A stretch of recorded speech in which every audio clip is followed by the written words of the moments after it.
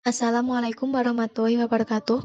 Perkenalkan, kami dari kelompok 13 yang beranggotakan Santi, NIM 002, dan saya sendiri, Novia Zahrotu Nadia, NIM 018.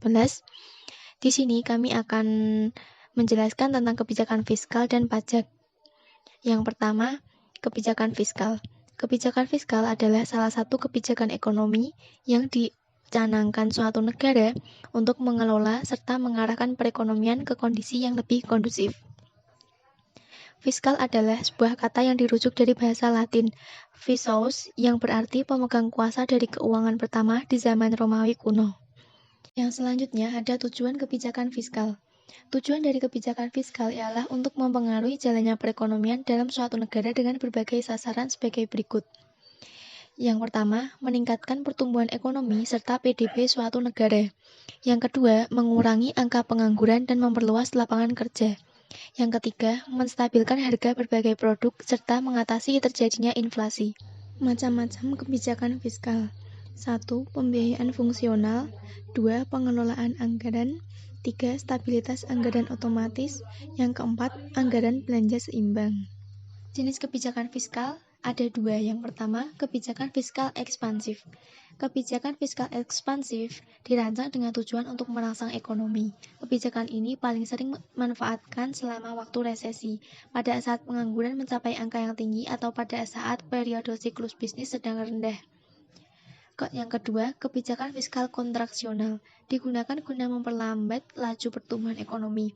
Contohnya, pada saat inflasi tumbuh pesat. Hal ini tentunya merupakan kebalikan dari kebijakan fiskal ekspansif, di mana kebijakan fiskal kontraktif akan meningkatkan pajak serta memotong pengeluaran. Contoh-contoh kebijakan fiskal yaitu 1. Tax amnesty. Banyaknya laporan penunggakan pajak dan individu yang tidak melaporkan jumlah kekayaan kala itu membuat pemerintah memutuskan untuk meluncurkan program tax amnesty. Dihilangkan sanksi administrasi, pidana, dan juga denda keterlambatan pembayaran pajak mampu membuat pemasukan negara meningkat hingga 130 triliun rupiah. Yang kedua, subsidi bahan bakar minyak. Meski harga jual bahan bakar menjadi lebih mahal dan tidak stabil, pemerintah mampu mengalokasikan dana yang dimiliki untuk kebutuhan lain yang lebih penting dan mendesak. Di sini saya akan menjelaskan tentang pajak. Pajak adalah kontribusi wajib kepada negara yang terutang oleh orang pribadi atau badan yang bersifat memaksa berdasarkan undang-undang. Dengan tidak mendapatkan imbalan secara langsung, digunakan untuk keperluan negara bagi sebesar-besarnya kemakmuran rakyat. Tujuan pajak. Pajak berfungsi sebagai sumber penerimaan kas negara. Pajak yang dikumpulkan dari masyarakat digunakan untuk membiayai pengeluaran negara. Nah, semakin banyak masyarakat yang membayar pajak, maka semakin besar pula pendapatannya. Jenis-jenis pajak terbagi menjadi dua, yaitu pajak pusat. Pajak pusat adalah pajak yang dipungut oleh negara atau pemerintah pusat. Contohnya, pajak penghasilan, pajak pertambahan nilai, pajak penjualan atas barang mewah, bea materai, dan lain-lain.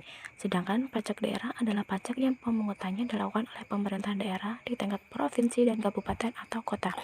Contoh pajak daerah yaitu pajak kendaraan bermotor, pajak air permukaan, pajak rokok, dan lain-lain. Sedangkan contoh pajak kabupaten meliputi pajak hotel, restoran, hiburan, dan lain-lain.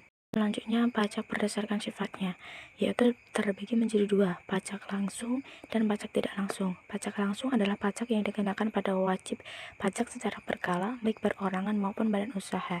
Sedangkan pajak tidak langsung adalah pajak yang diberikan oleh wajib pajak bila melakukan peristiwa atau perbuatan tertentu. Fungsi pajak yaitu ada 4, yaitu fungsi anggaran, fungsi alokasi, fungsi distribusi atau pemerataan, dan fungsi pengatur atau regulasi. Baik, itulah yang bisa kami sampaikan. Terima kasih. Mohon maaf apabila terdapat banyak kesalahan dari kami. Wassalamualaikum warahmatullahi wabarakatuh.